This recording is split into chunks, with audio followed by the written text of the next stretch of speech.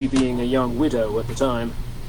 Their relationship ended when she remarried, but before long it was apparent she was pregnant. Many classical authors were to write that when Marcus was born, Caesar felt sure the boy was his. While Caesar was only 15 when Brutus was born, it's not impossible that they were father and son. Romans started their sex lives early. Females could legally marry at 12, while males officially came of age in their 15th year. Whatever the biological facts, for the rest of his days Caesar treated Brutus like a son.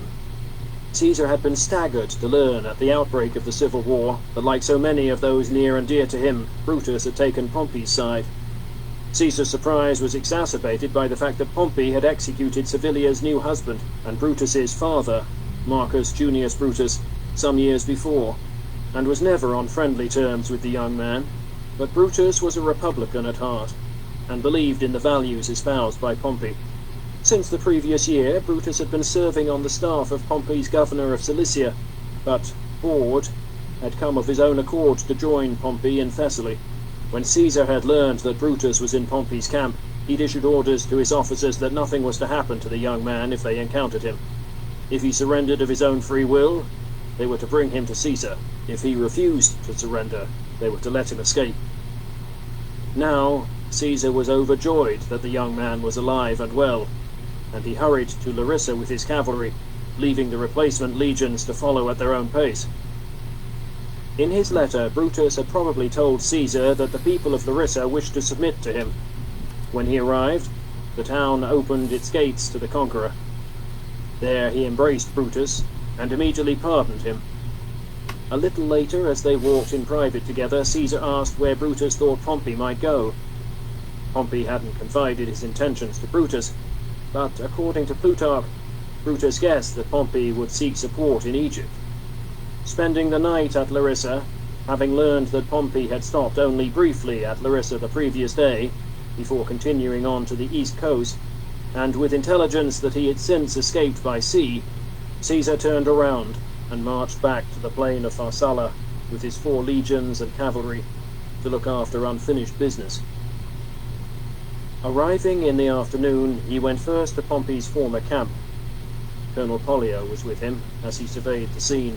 Caesar sneered at the way Pompey's officers had left the camp, with artificial arbors, tents of generals spread with fresh turf and decorated with ivy, their tables laid with vast amounts of silver plate in readiness for the victory banquet they'd expected to celebrate after the battle, all of which offended Caesar, who had a soldier's taste and expected a military camp to look like a military camp, not a bordello.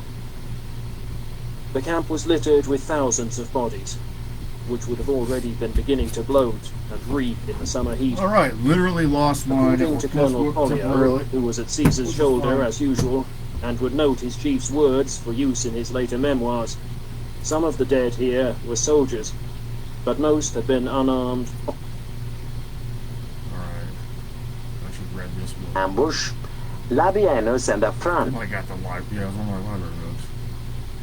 Chapter 13. The End of the Civil War. 1. Caesar's Honors and Triumphs.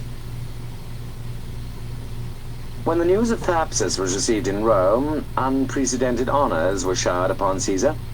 The Senate elected that his victory should be celebrated. Okay, so this unified threat management system is deployed on the external edge of the main corporate office. The office connects to the LAN port of the edge router. The edge router's main office connects to the remote offices using GRE IPsec tunnels. That's how you configure GRE.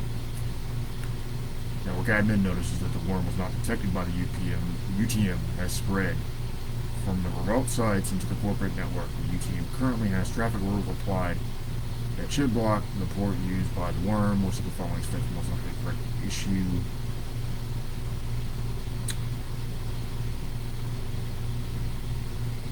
Would be to enable stateful inspection.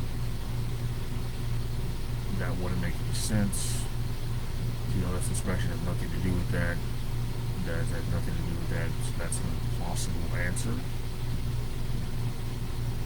It just wasn't seeing the traffic and the state.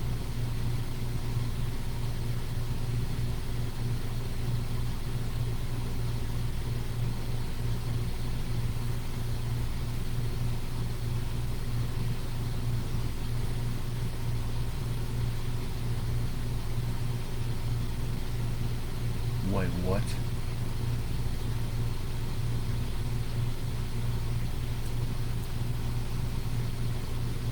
Alright.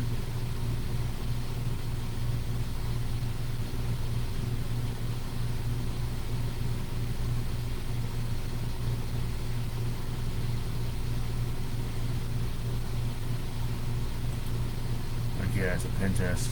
You're verifying security, it's a pen test.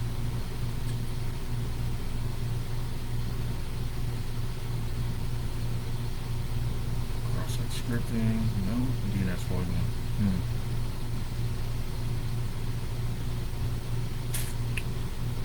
It's a redirect.